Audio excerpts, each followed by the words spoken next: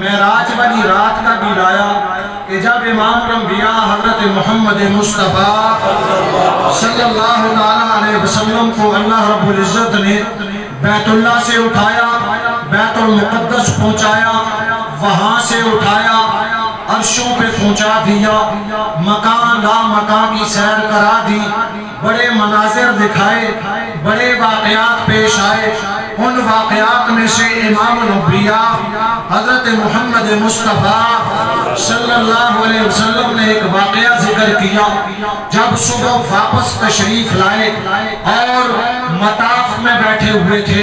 بیت اللہ کے سین میں بیٹھے ہوئے تھے، صحابہ اکرام بیٹھے ہوئے تھے، تو نبی پاک صلی اللہ علیہ وسلم معراج کا واقعہ بتلا رہے ہیں کہ میرے پاس اس طرح جبریل آئے تھے، مجھے اٹھایا تھا، مجھے بٹھایا تھا، مجھے ساتھ لے کر کے گئے، اور پھر بیت اللہ سے ہم چلے، کبھی ہم کوہ طور پہ گئے، کبھی ہم بیت اللحم میں گئے، کبھی مسجد اقصیٰ میں گئے، وہاں سے پھر اوپر اٹھے، انبیاء سے ملاقاتیں ہوں، رسولوں سے ملاقاتیں ہوں، پہلے آسمان پہ گئے، دوسرے آسمان پہ گئے، واقعات بیان کرتے کرتے امام الانبیاء حضرت محمد مصطفیٰ صلی اللہ علیہ وسلم صحابہ اکرام سے فرما رہے ہیں، میرے صحابہ مجھے پھر ایک آسمان پہ ایک نبی ملے ہیں، ایک رسول ملے ہیں، جنہیں اللہ کا خلیل کہا جاتا ہے، جنہیں حضرت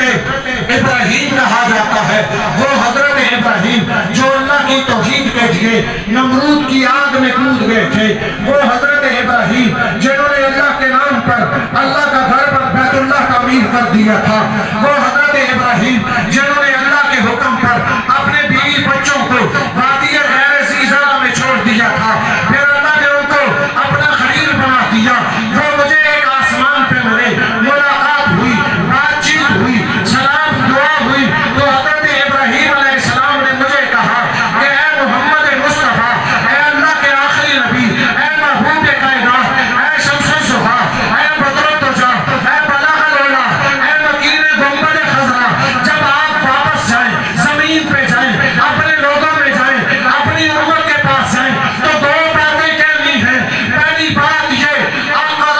منی امتک السلام، پہلی بات یہ کہنی ہے کہ اپنی امت کو ابراہیم کا سلام کہنا۔ کیا کہنا ہے؟ کیا کہنا ہے؟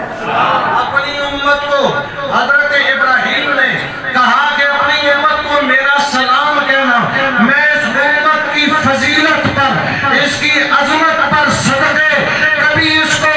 ابراہیم کا سلام آتا ہے، کبھی اس کو جبرائیل کا سلام آتا ہے۔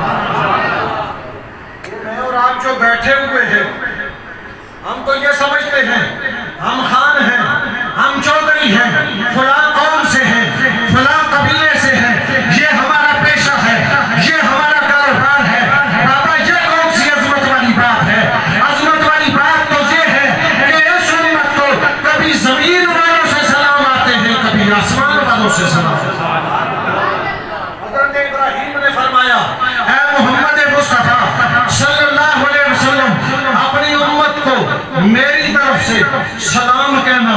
ایک بات ہوگی، اور دوسری بات یہ کہنا کہ اپنی امت کو بتلانا کہ اللہ نے جو جنت بنائی ہوئی ہے آپ کی امت کے افراد کے لیے، آپ کو ماننے والوں کے لیے، جو اللہ نے جنت بنائی ہوئی ہے اس میں کوئی درخت نہیں لگا ہوا ہے، کوئی نہر نہیں بہ رہی ہے، وہاں کا کوئی پھلدار درخت نہیں ہے، وہاں پر پھول نہیں ہے، وہ تو ایک چٹیل میدان ہے۔ ہاں ہاں اس کی زمین بڑی خوبصورت ہے، وہاں کا پانی بڑا میٹھا ہے۔ اب اپنی امت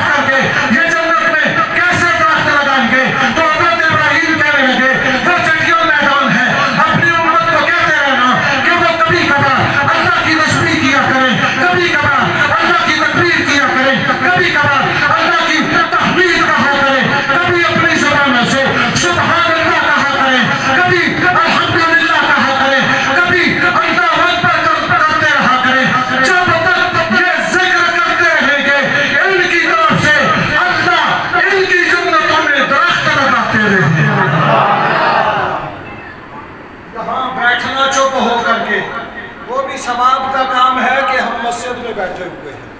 وہ بھی ثواب کا کام ہے۔ اور روزے دار کے بارے میں تو ویسے بھی آتا ہے، حضرات علماء اکرام تشریف فرما ہے، میں ایک فضیلت عرض کر رہا ہوں۔ نبی پاک صلی اللہ علیہ وسلم نے روزے دار کے حوالے سے فرمایا کہ روزے دار کو اللہ رب العزت 5 اعزازات عطا کرتے ہیں، 5 انعامات عطا کرتے ہیں، اس کی شان میں 5 طرح سے اضافہ فرماتے ہیں۔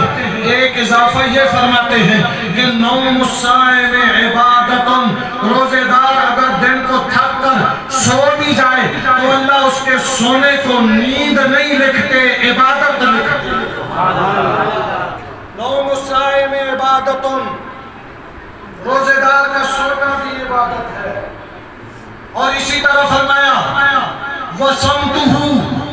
وَصَمْتُهُ تَسْبِيحٌ،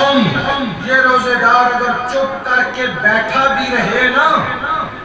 تو اس کی خاموشی نہیں لکھی جاتی، بلکہ کہا جاتا ہے فرشتوں یہ چپ کر کے بیٹھا ہوا ہے، آپ نے قلم روکنا نہیں ہے، اس کی تسبیح بھی لکھنی ہے، اس کے کھاتے میں ذکر بھی لکھنا ہے۔